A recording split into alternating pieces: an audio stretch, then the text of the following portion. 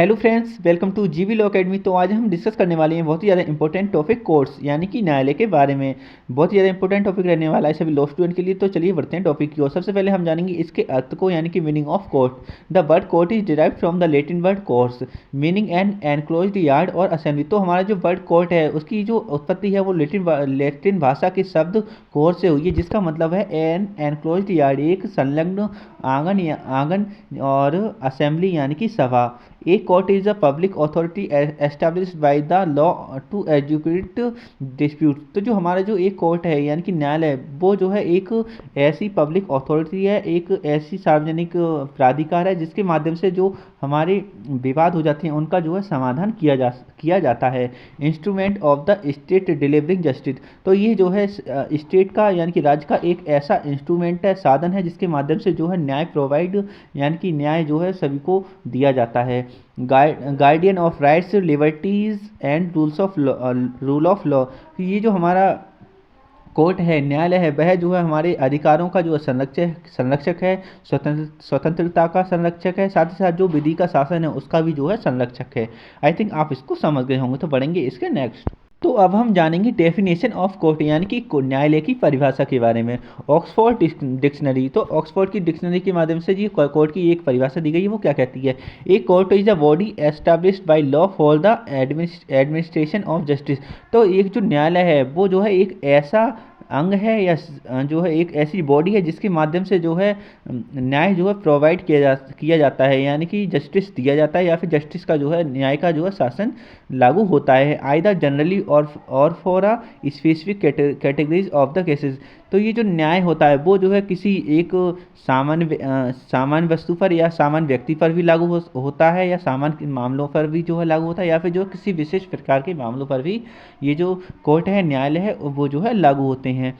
सामंत के द्वारा दी गई definition. A court is a tribunal which has the power to give a binding and authoritative judgement. तो जो एक न्यायालय है वह जो है एक ऐसा न्यायाधिकरण है जिसके माध्यम से जो है एक बाइंडिंग और ऑथोरिटेटिव, जो कि सभी पे जो है एक बाइंडिंग रहते हैं, यानी कि सभी व्यक्ति जो है उसके अंतर्गत बंधे हुए होते हैं, और जो है ऑथोरिटेटिव यानी कि उस पर जो है ये लागू होते हैं बहुत अच्छी तरीके से।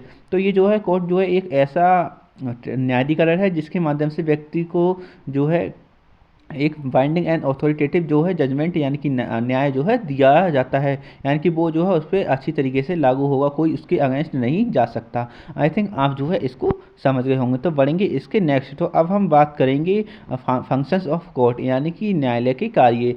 फर्स्ट है इसका adjudication of disputes, civil, criminal, constitutional, यानी कि विवादों का निपटारा करना या खात्मा करना। कौन कौन सी विवादों का? चाहे वो सिविल हो सकते हैं, दीवानी हो सकते हैं, क्रिमिनल हो सकते हैं, यानी कि आपराधिक हो सकते हैं, या फिर कॉन्स्टिट्यूशनल या फिर संवैधानिक मामलों का जो है निपटारा करना। इंटरप्रिटेशन ऑफ लॉज यानी कि कानून का निर्वचन करना, जिस तरीके जैसे कि जो हमारी पार्लियामेंट है, अगर वो कोई भी जो है लॉ बनाता है तो उसका जो है निर्वचन कराना या करना, ये जो है काम है हमारे कोर्ट्स का है।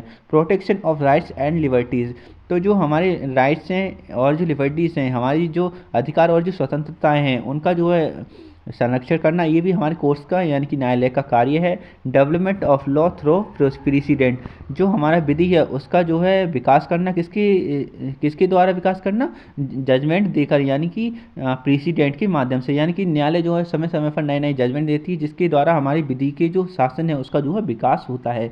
जुडिशियल रिव्यू यानी कि न्यायिक पुनर्विलोकन। Check on governmental power. तो हमारी जो गवर्नमेंट होती है, सरकार होती है, उसकी पावर यानी कि जो शक्तियाँ हैं उन पर भी जो है ये लगाम लगाता है कि वह जो अपनी शक्तियों के भीतर रहकर, दायरे में रहकर जो है अपनी पावर का जो है यूज करें, उसका मिसयूज नहीं करें, यानी कि संविधान के अनुसार ही वो सरकार जो है चलाएं।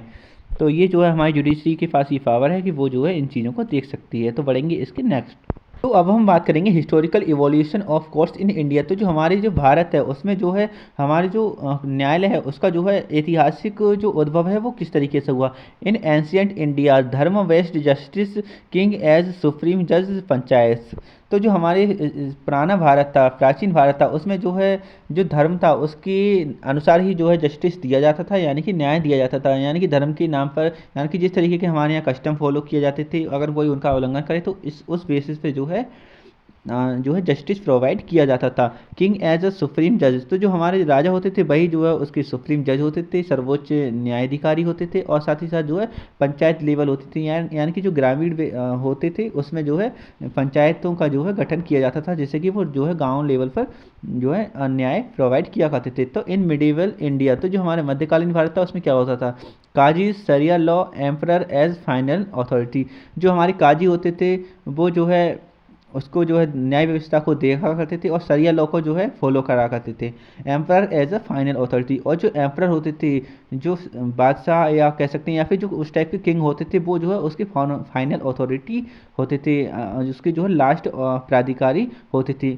ब्रिटिश पीरियड, जो हमारा ब्रिटिश पीरियड था उसके टाइम पे क्या होता है, सुप्रीम कोर्ट 1773 में, तो जो हमारा फर्स्ट जो कोर्ट था 1773 में जो है उसका जो है कोडिफिकेशन हुआ, यानी कि उस टाइम पे इसका कोड बना। और 1774 में जो है ये फर्स्ट सुप्रीम कोर्ट कलकत्ता में जो है लागू किया गया।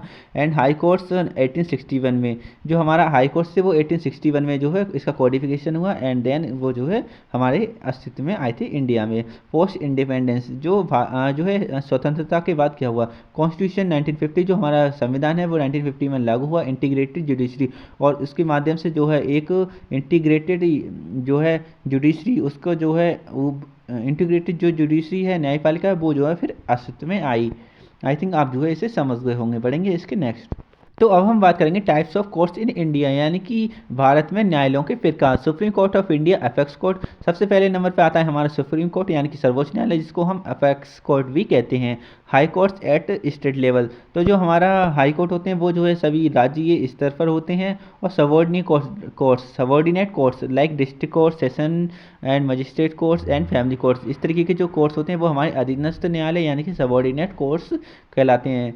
And specialised courts, tribunals, consumer forums, labour courts, NCLT, tax tribunals. तो और इसके अतिरिक्त जो है हमारे स्पेशलाइज्ड और जो विशिष्ट न्यायालय होते हैं, जैसे कि ट्रिब्यूनल्स, कंज्यूमर फोरम का हो गया, लेबर कोर्ट्स हो गए, इस तरीके के जो कोर्ट्स होते हैं वो हमारे इनसे सबसे नीचे आते हैं, इस यानी कि जिनको जो हम स्पेशलाइज्ड कोर्ट्स जो है कहते हैं या फिर न्यायाधिकरण कहते हैं। आई थिंक आप जो है इसे समझ गए होंगे। तो बढ़ेंगे इसके नेक्स्ट।